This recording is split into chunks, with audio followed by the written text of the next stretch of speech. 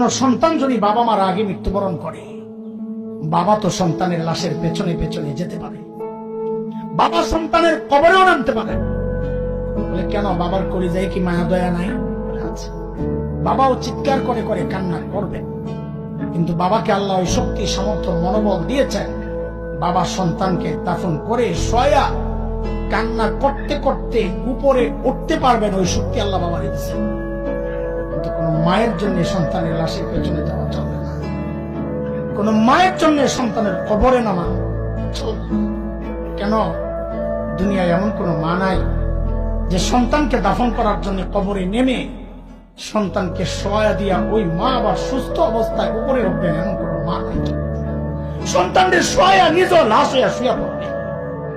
এ ভাই, একটু জানতে চাই, এই যে মার কলিজা এত দরদ, এত মমতা, এত মায়ার ভালোবাসা, কারণটা কি বলেন তো? মা আমার দুই চোখের এক চোখ বানাইছেন সেই জন্যে, মা আমার একটা কান বানাইছেন সেই জন্যে, মা আমার একটা হাত বানাইছেন সেই জন্যে। আচ্ছা একবারে বলে ফেলেন না, মা আমার শরীরের কি বানাইছেন? কি বানাইছে বলেন, বলেন কি বানাইছে? কিছুই বানান নাই, কিছুই বানান নাই। তারপরেও মার কলিজা এত দরদ, মা আমার কিচ্ছু বানান নাই, অল্প কয়দিন ভাড়াটিয়ার মতো আমার পেটে জায়গা দিয়েছে, হওয়ার পর লালন পালন করেছেন, কিচ্ছু বানান নাই, তাতেই মার কলিজা এত দরদ আর মায়ার মমতার ভালোবাসা, কিচ্ছু বানান নাই। তারপরেও